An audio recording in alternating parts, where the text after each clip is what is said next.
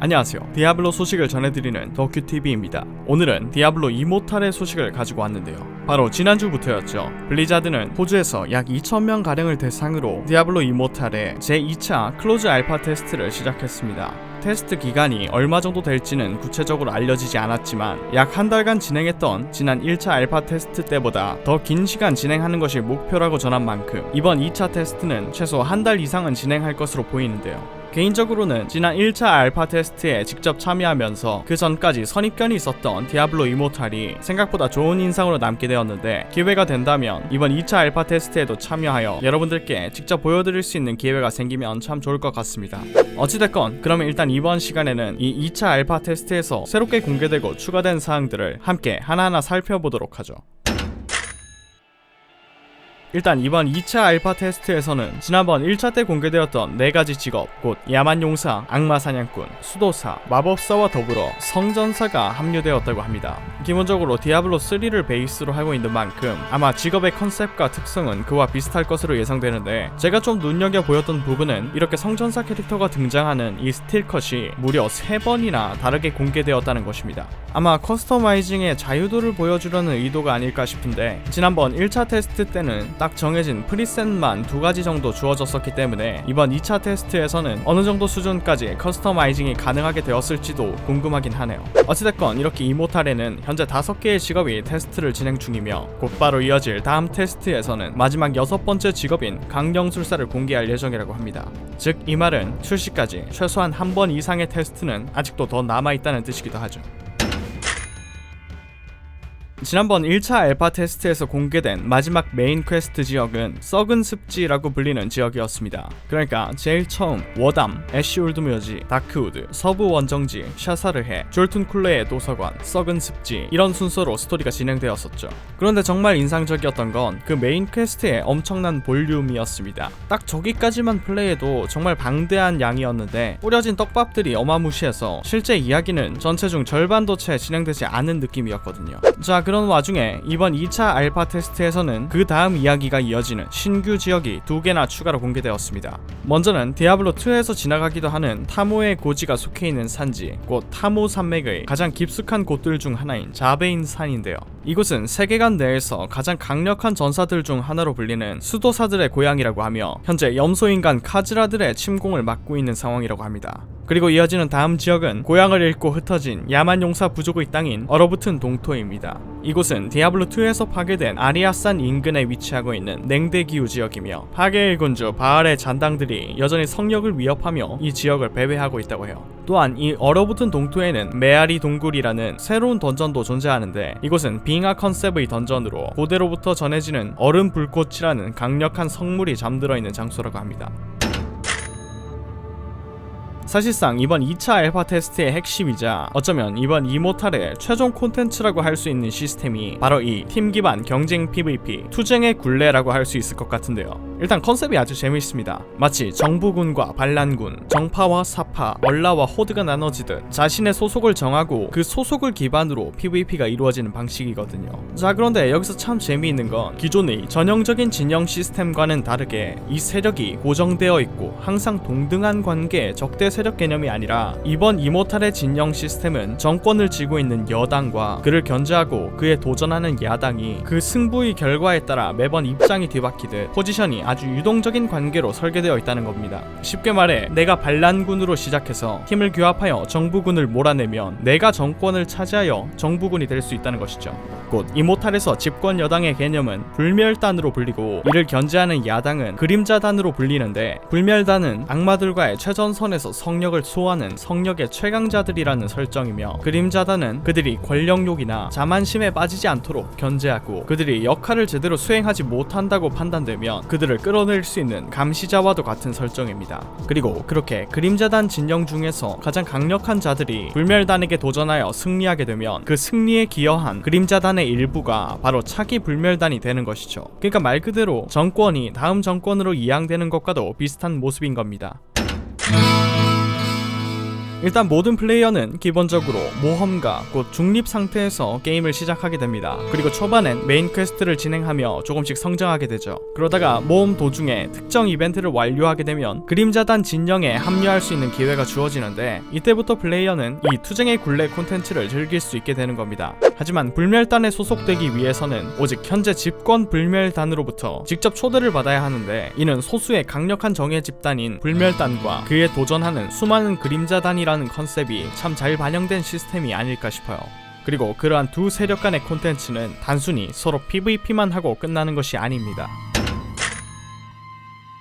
일단 그림자단이라는 것은 하나의 거대한 연맹이라고 보시면 됩니다. 그리고 그 거대한 연맹은 여러 개의 작은 그룹, 곧 암흑파벌이라고 명명된 작은 클랜 단위로 이루어져 있죠. 이러한 암흑파벌에 속하게 되면 그 파벌 내에서 순위와 티어 등급이 표시되는데 이러한 등급은 계약 그리고 피의 길이라고 명명된 그림자단 전용 임무를 수행함으로써 올릴 수 있다고 합니다. 아마 기여도 시스템과 비슷하다고 보시면 될 것 같네요. 추가로 그림자단은 금고약탈이라는 특수 임무도 수행할 수 있는데 이는 불멸단이 획득한 전리품과 보물들을 약탈할 수 있는 특수한 콘텐츠입니다.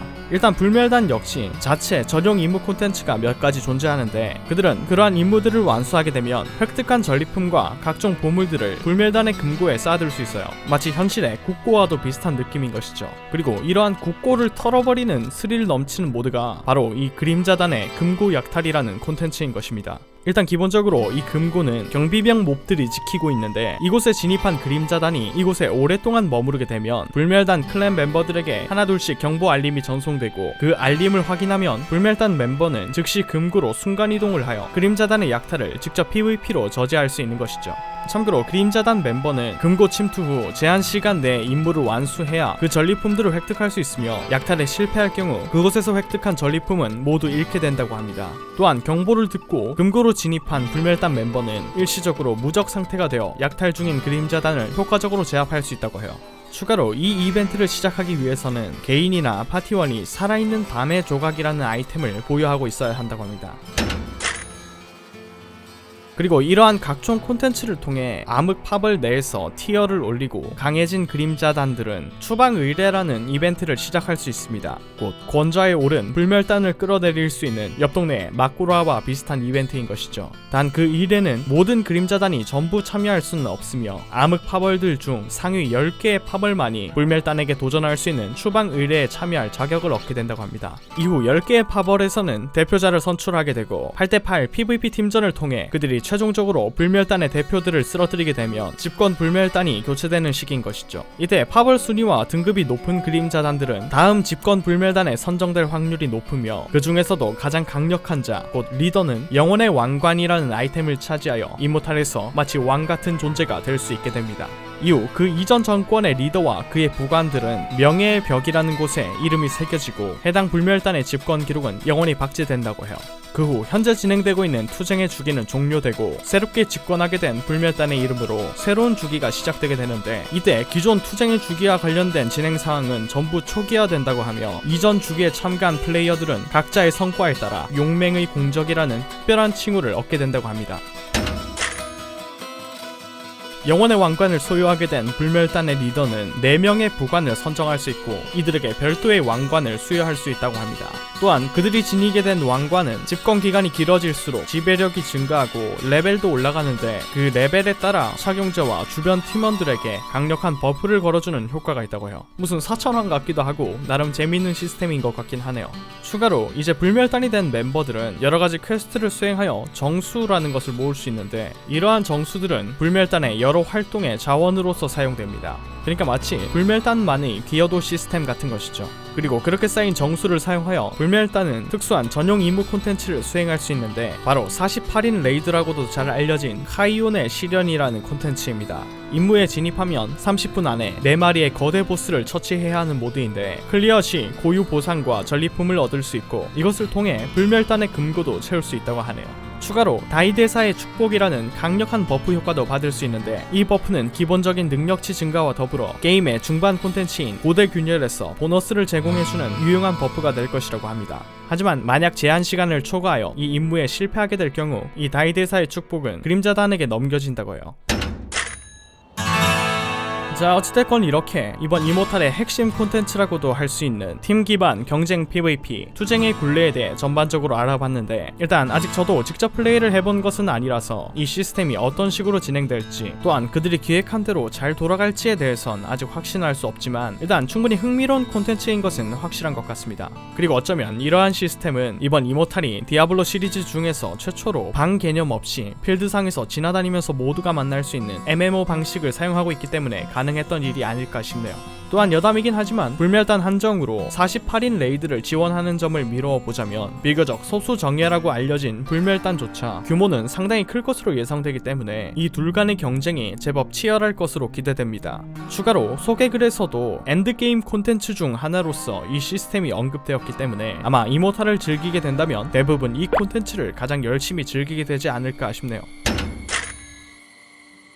앞서 언급한 투쟁의 굴레가 클랜의 이름을 걸고 하는 실전 모드라면 8대8 PVP를 즐길 수 있는 연습 모드도 하나 추가되었으니 바로 전장이라고 명명된 콘텐츠입니다.